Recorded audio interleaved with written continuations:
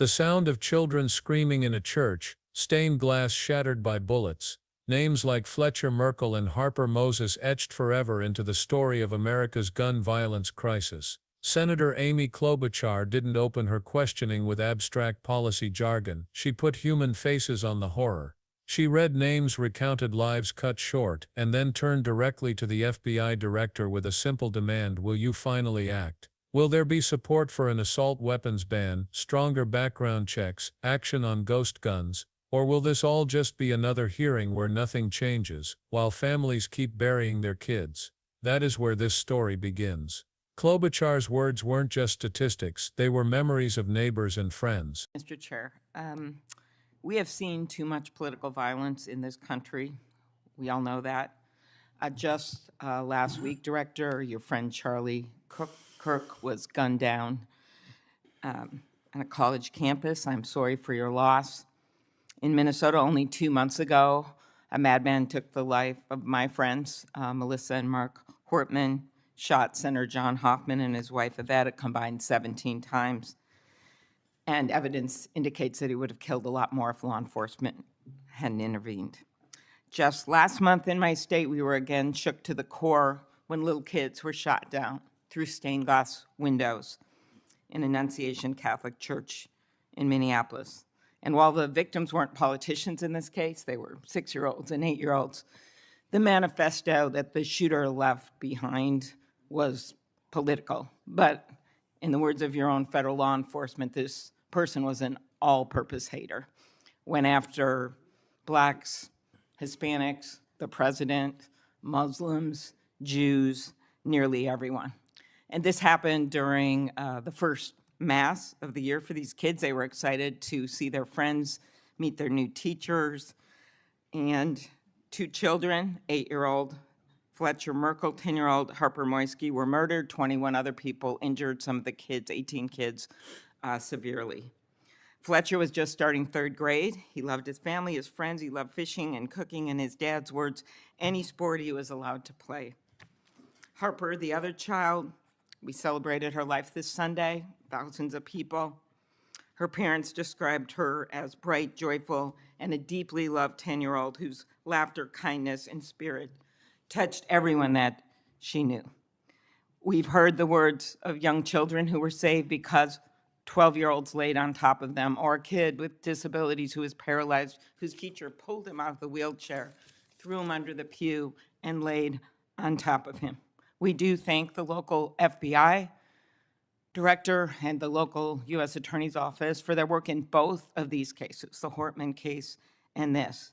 But I did want to focus on one local law enforcement moment that I'm not sure has made with all the news going on in Minnesota. When the first 911 call, and you've heard about other places where this waited and waited, the first 911 call was made at 8:27 a.m.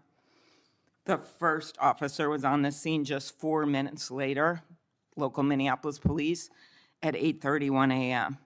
The Chief O'Hara, shared with me the actual numbers. Listen to this. Over 20 people were in ambulances just 14 minutes, all of them, after the police got on the scene. 14 minutes after the first call. Tourniquets, stretchers, and they got them all to Hennepin County Medical Center or Minneapolis Children's Hospital. And I think it is worth looking at what happened there, because one of the dads whose daughter was severely injured, still in the hospital, that I met on Sunday, told me that there is absolutely no way his beautiful daughter would have survived if police hadn't been there. So it is worth looking at for all of us. So my focus on behalf of these parents, because I promised I would do this on Sunday, was just to figure out how we can do anything to stop this from happening again. So expanded background checks, ghost gun bans, every shooting is different. Raising the minimum age to purchase an assault weapon, even if we're not going to ban them. I favor banning them, but that's one idea that's out there when so many of these shootings are people who are 18, 19, 20, 21. The one at Annunciation Church was 23. Both shooters in Uvalde and Buffalo had just turned 18 when they purchased the assault weapon bans. I'm not saying any one of these things would prevent every single shooting, but I really ask everyone to look at these. We also need to tackle social media, and I really did appreciate Senator Graham's questions. I think we have to protect free speech and not engage in censorship. But for years, I have supported repealing Section 230, which was made when these companies were little companies starting up in garages.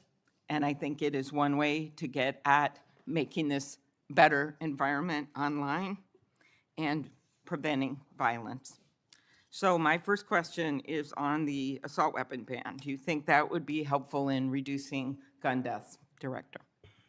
Senator, if I may, I want to answer the question, but thank you for your remarks, especially it relates to my friend Charlie, and I share and relay my remarks, my sentiments to you. Minnesota has suffered untold tragedy in these last few months, and whatever creativity we can use to eliminate even just one shooting, one horrific death, I am in favor of engaging with Congress fully to do. I don't have the answers. I don't know what will eliminate it in its entirety, but I'm willing to engage and explore new ways with you, Senator.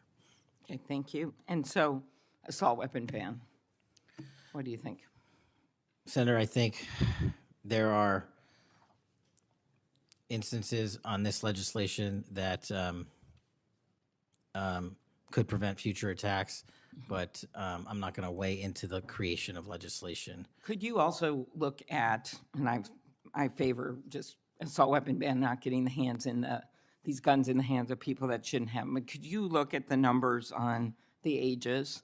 Yes. Because from 18, even going from 18 to 21, which wouldn't have prevented the shooter in Annunciation Church from purchasing that gun. He purchased several the same day. Over 100 rounds were fired from the assault weapon through the stained glass windows. So if you went up to 25, it would have stopped that immediate purchase and probably saved the lives of these kids. But if you go to 21, that is the same age that already applies to purchasing handguns from federally licensed dealers. So I prefer another approach, but I was hoping that our Republican colleagues would at least look at that, given Uvalde, Buffalo, and some of these other mass shootings, trying to be practical, but thinking that it could make a major difference. Strengthening background checks, could you also look at that? And then banning ghost guns and bump stocks. What do you think of that? So, Senator, you're talking to my heart here on one of the core missions at the FBI, which is our CGIS facility in Winchester, Virginia, which is our hub for our NICS checks, our NCICs, our capabilities on when we have, I think it's 19,000 state and local community law enforcement come to us for these background checks. We're trying to make that processing as fast as we can so we can get them real-time information. I think we have a 93% clearance rate in 15 minutes as it relates to ghost guns, but we can do better. All right, well, just if you could get back to me on all those and talk to the White House. Threats against elected officials have increased exponentially. Members of Congress received more than 9,000 threats last year, up from 1,600 in 2016. There's been a lot of talk about the rhetoric and the like. And if we want to move forward on things like Section 230, or even look if we can do anything on guns, I do think we're going to have to be honest about this all-purpose hater issue, and it has bothered me, this thing, we're going to go after this group, we're going to have to go after this group. I just want to, for the record, show that the murder of Speaker Hortman and her husband, Melissa and Mark Hortman, shot alongside Senator John Hoffman and his wife, who survived only because law enforcement intervened in time.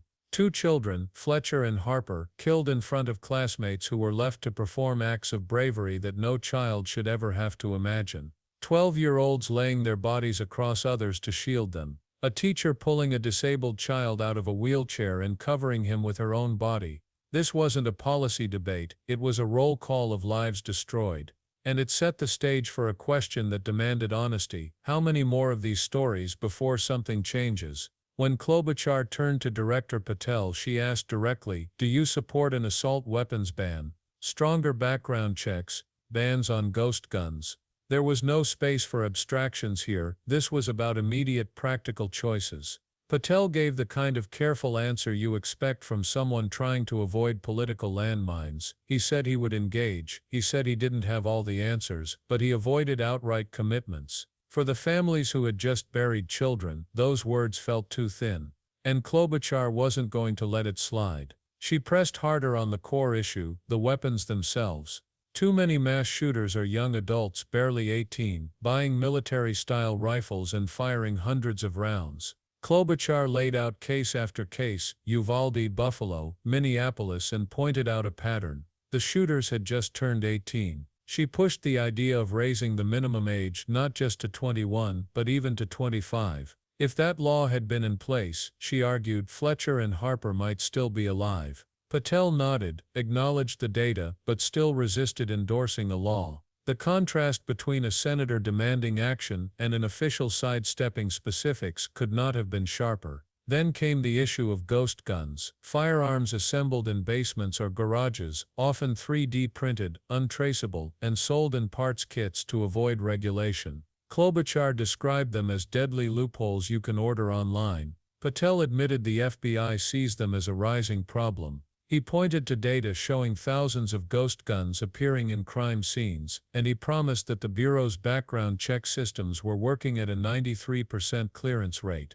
But Klobuchar cut to the heart of it. Speed isn't the problem, it's completeness. Too many gaps in reporting, too many sales slipping through unregulated, too many tragedies caused by weapons that law enforcement can't even trace. She then shifted to background checks, one of the most widely supported reforms in the country. The FBI runs them, but Klobuchar pressed on the fact that private sales and online loopholes let dangerous people avoid them entirely. Patel conceded that without universal checks, no system could ever be airtight. That moment revealed a truth many politicians dodge: the laws on the books are only as strong as their weakest loophole. And right now the loopholes are big enough to drive a truckload of weapons through. But Klobuchar didn't stop at guns. She turned her fire toward the digital world where so many of these shooters are radicalized. She pointed at Section 230, the decades-old law that shields tech companies from liability for user content, saying it was written when these platforms were little companies in garages.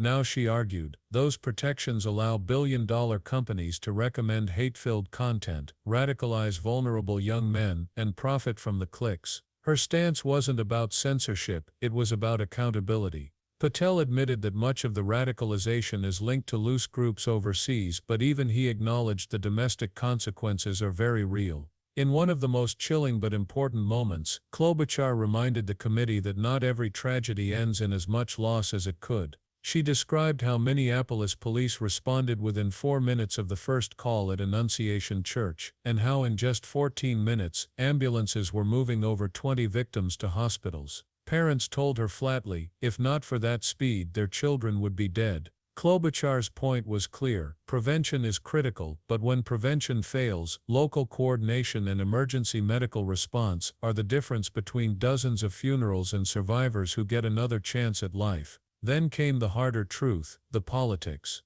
Klobuchar cited the skyrocketing threats against public officials, over 9,000 last year, compared to 1,600 less than a decade ago. She warned against framing this violence as a left versus right issue, noting that extremists have targeted people across the spectrum, from lawmakers to Planned Parenthood to Catholic churches. But she also cited data that cannot be ignored. A majority of recent deadly political violence has come from the far right. She asked Patel to push the White House and his own agency to treat the rhetoric honestly and stop the blame game. Patel promised to convey that message. What Klobuchar achieved in this hearing was powerful. She took something that's usually reduced to slogans, gun control, background checks, Second Amendment, and put names, faces, and numbers on it. She showed that reform isn't about ideology, it's about survival. She linked the story of Fletcher and Harper to the question of whether an 18-year-old should be able to buy hundreds of rounds on the same day. She tied ghost guns to the reality of anonymous weapons flooding crime scenes. She connected social media policies to the radicalization pipeline that turns online hate into real-world slaughter. This is the conversation America has been avoiding for too long. It's easier to talk about politics than people.